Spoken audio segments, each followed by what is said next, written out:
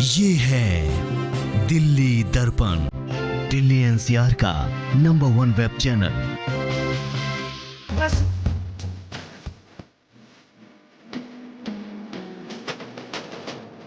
काबिल फिल्म तो आप सभी ने देखी होगी। इस फिल्म की कहानी दो नेत्रहीन व्यक्तियों के इर्द गिर्द घूमती है और इस कहानी में दिखाया गया है दो नेत्रहीनों के प्यार को, जो आम दुनिया से कुछ अलग है।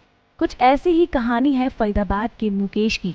जी हाँ, मुकेश एक नेत्रहीन है, लेकिन दिल उनके सीने में भी धड़कता है। मुकेश भी आम लोगों की तरह ही अपनी शादी का अरमान अपनी मन की आंखों से देखते थे, लेकिन उन्हें नहीं पता था कि उनकी तलाश फरीदाबाद से लगभग 250 किलोमीटर दूर अंबाला में पूरी होगी। जी हाँ, फरीदाबाद से मीलों दूर अंबाला में उनके जीवन के तार जुड़े थे। तभी तो मुकेश के एक फोन कॉल के बाद उनकी जिंदगी बदल गई। उनके जीवन में मानो खुशहाली आ गई हो। इस फोन कॉल के बाद उन्हें अपनी जीवन साथी की तलाश पूरी होती नजर आई। दरअसल मुकेश की उनकी पत्नी से फोन पर बातें अक्सर होती रहती थीं और धीरे धीरे उनकी ये फोन पर बातें दोस्ती में तब्दील हो गईं और धीरे धीरे ये दोस्ती प्यार में बदल गई। लेकिन इस कहानी में एक और मोड़ बाकी है और वो ये है कि मुकेश की पत्नी पूरी तरह से स्वस्थ है, यानी कि वो आम लोगों की तरह चल सकती है, बोल सकती हैं, देख सकती हैं और पूरी तरह से स्वस्थ भी हैं। प्यार अंधा होता है, ये तो आपने कई बार सुना होगा, लेकिन एक नेत्रहीन से प्यार की खबरें आपने शायद ही कभी सुनी हो। फिल्मों में तो इस तरह की कहानी अक्सर हम देख ही लेते हैं, लेकिन रियल लाइफ में शायद ही ऐसे किस्से होते हैं जो हमें सुनने को मिलते हैं। लेकिन ये सच है कि मुकेश के जीवन साथी ने उन्हें उनके नेत्रहीन होने के बाद भी पूरे दिल से स्वीकार किया है और मुकेश की पत्नी का कहना है कि उन्हें इस बात से कोई फर्क नहीं पड़ता कि मुकेश में कोई कमी है।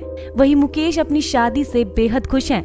दोनों अपनी शादी को लेकर क्या कहना चाहते हैं, जरा आप भी सुन लीजिए। मैंने जो भी फैसला किया है काफ़ी सोच समझ के किया है, ऐसा नहीं है फर्स्ट टाइम मिले तो नहीं है। हमने काफ़ी टाइम लॉन्ग टाइम तक हमने फ़ोन से ही बात की है, तो एक दूसरे को समझा है काफ़ी हद तक, बहुत ज़्यादा। इतना मैंने सोचा कोई समझ ही नहीं सकता है। मैं बस यही कहना चाहूँगी, जो भी मतलब एक दूसरे को समझे, जो कपल्स है, जो खास करके जो प्यार करते हैं एक दूसरे से। देखिए सर, ऐसा है ना, अगर आप किसी को समझ सकते हैं, एक दूसरे को आपस में तालमेल आपका बनता है, तो उसके बीच में कुछ भी विकलांगता या वो चीज़ नहीं आनी चाहिए। ये यही कहना चाह रही है, बस थोड़े शब्द इनके नहीं निकल रहे कैमरे के सामने। अगर आप किसी को जानना पहचानते हो अच्छे से, तो आप एक दूसरे का हाथ पकड़ सकते हैं, कोई प्रॉब्लम नहीं है। आज के टाइम में विकलांगता कोई अपराध या फिर कोई बोझ नहीं है।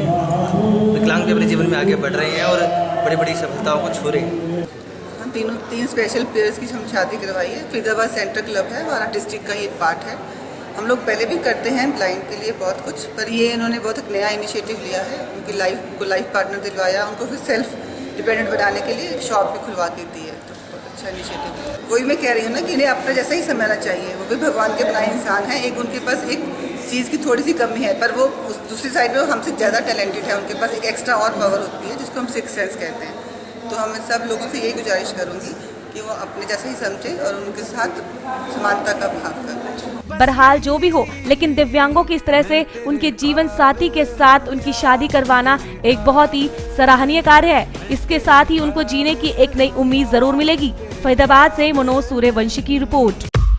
लेटेस्ट खबरों के लिए सब्सक्राइब करें हमारा YouTube चैनल या फिर लॉग ऑन करें www.delhidarpantv.com।